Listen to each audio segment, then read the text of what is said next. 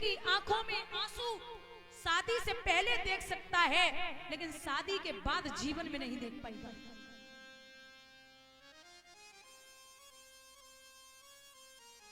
आजकल कलयुग में देखा जाए तो लोग जब बेटे की शादी करते हैं तो बोलते हमें 40 लाख, 50 लाख, 60 लाख, 70 लाख, क्योंकि हमारा बेटा नौकरी कर रहा है, इतना चाहिए।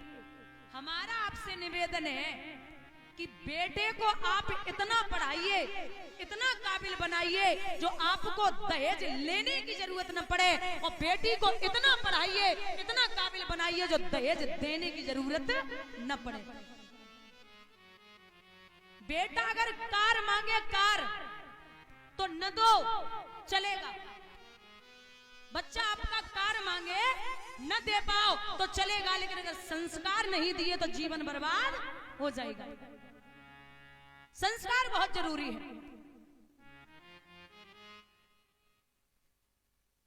एक बड़ा प्यारा उदाहरण आता है। एक बाप के 3 बेटियां, और वो बड़ी बेटी की शादी कर रहा था तो दामाद बारोठी पे बैठा था, रूठ गया। बोले हमें गाड़ी चाहिए। ससुर जी बोले ऐसी कोई मांग पहले तो थी नहीं, अब तुम्हें गाड़ी चाहिए। हमारे पास इतना पैसा तो है नहीं जो गाड़ी दे दे। बोले मैं बारात वापस ले जाऊंगा, गाड़ी नहीं मिली। बाप ने अपनी पगड़ी उतारी और दामाद के चरणों पे रख दी। बोले बेटा मेरे 3 बेटियां हैं, एक नहीं है। अगर बड़ी वाली को दे दी तो 2 और है, उनका भी फर्ज बनता, उनको भी देनी है। और हमारी 25-30 हजार की नौकरी है, इतने में गुजारा बड़ी मुश्किल से होता है, तो इसलिए आप मान जाइए। लेकिन दामाद जिद कर गया। पिता लाचार हुआ।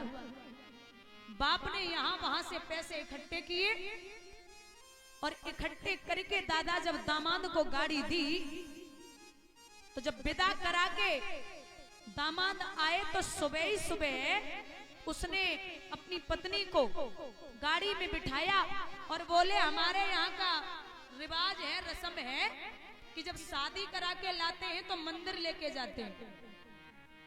तो भाई बगल वाली सीट पे बीवी को, पत्नी को बिठाया और बिठा के महाराज गाड़ी इतनी स्पीड में है, भगा रहा है।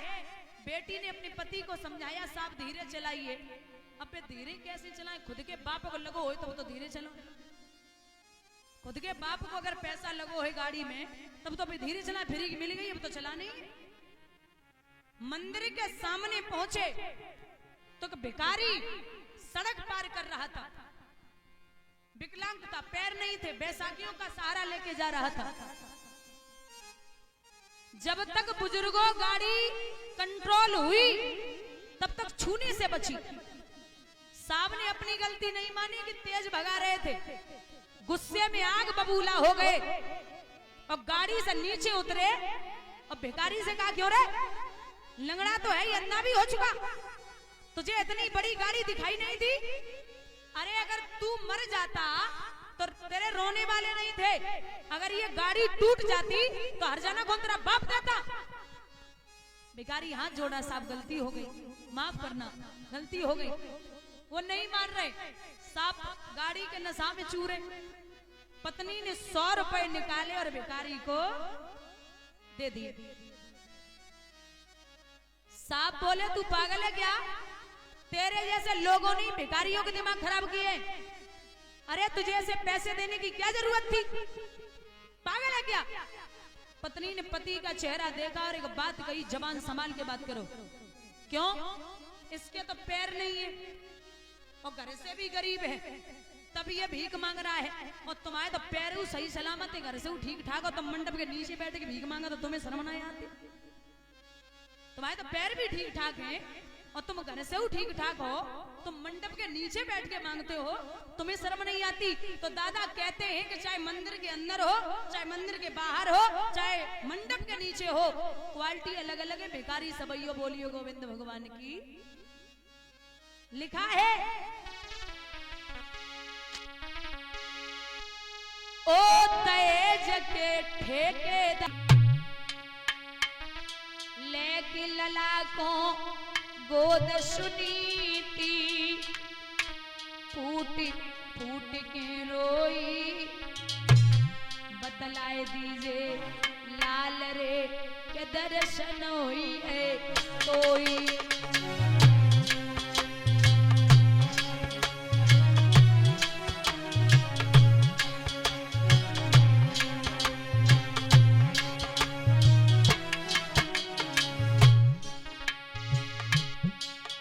अरे दर्शन हुई है कोई, विधाता के दर्शन हुई है कोई,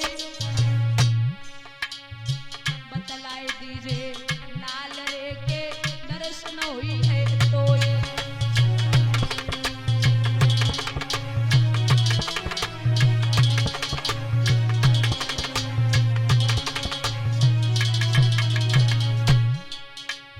माँ दर्शन करेगी? बोले हाँ लाला। द्वादश मंत्र जाप ध्रुव जी ने जननी के ढंग कियो,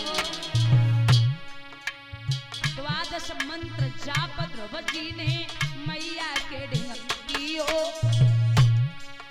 अरे दर्शन दे दिखाए रे ओ लसियो करियो इयो।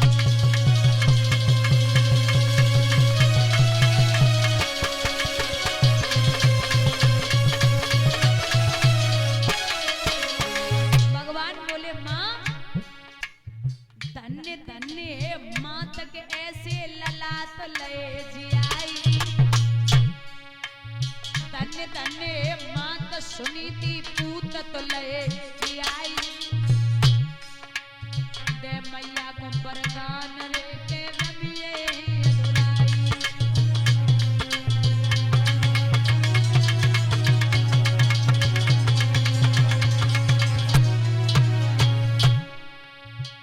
मैया चादर मेली वही, ज्ञान को सावन ले ले ली। माँ तारी चादर मेली वही, ज्ञान को सावन ले ले ली।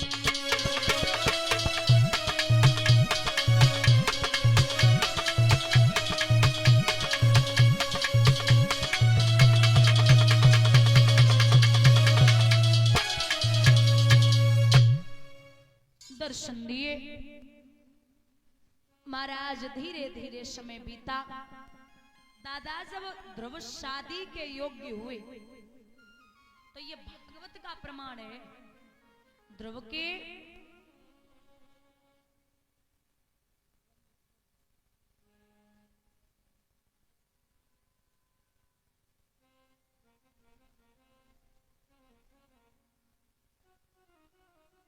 ये जो ध्रुव थे, राजा उत्तानपाद ने 2 शादियां की थी। ध्रुव ने भी 2 शादियां की थी। ध्रुव की 2 पत्नियां थी। पहली पत्नी है शिशुमार की पुत्री भ्रमी, इसके 2 पुत्र हुए थे कलप और बत्सर। और दूसरी पत्नी है वायु की पुत्री इला, इनके पुत्र हुए उत्कल। ध्रुव ने 2 शादियां की।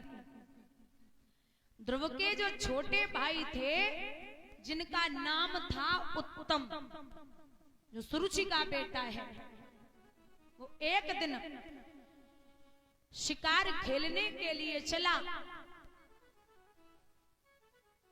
और ये हमारे परम श्रद्धेय जिनके यहाँ ये श्रीमद् भागवत कथा साप्ताहिक चल रहा है, फौजी साहब श्री रणधीर यादव जी, उनकी तरफ से 501 रुपए आए हुए हैं। भगवान से कामना करती हूँ कन्हैया 501 रुपए से सम्मानित कर रहे। ठाकुर जी कृपा दृष्टि बनाए रखें और धर्म के कार्यों में सदैव ये अपने हाथ आगे को बढ़ाते रहें। कान्हा जी की असीम अनुकंपा परिवार पर बनी रहे। और फौजी में और फौजन में कहूँ खट्टे उपट्टे न हुए। कान्हा जी हमेशा परिवार में संपत्ति बनाए रखें, यही अभिलाषा और आकांक्षा है। उत्तम चला है कुबेर की बगिया में शिकार खेलने के लिए। तो वहां कुबेर की बेटी बैठी हुई थी। जवाब दिया भैया भूखे हो तो भोजन कर लो, प्यासे हो तो पानी पी लो। तो उत्तम बोला कि मैं पानी तो तभी पीऊंगा जब तेरे साथ में विवाह कर लूंगा। मैंने पहले भी बताया, विश्वासम पात्रम न किमस्ते लोके नारी। औरत पे लला विश्वास करो लेकिन अति विश्वास मत करो, पागल मत बनो, क्योंकि लिखाई कलयुग की सच्चाई बताती हूं। पर नारी